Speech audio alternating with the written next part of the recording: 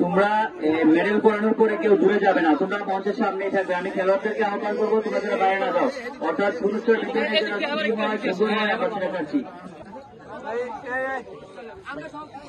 আমি অনুরোধ করবো আপনারা মঞ্চ থেকে একটু দূরে থাকবেন।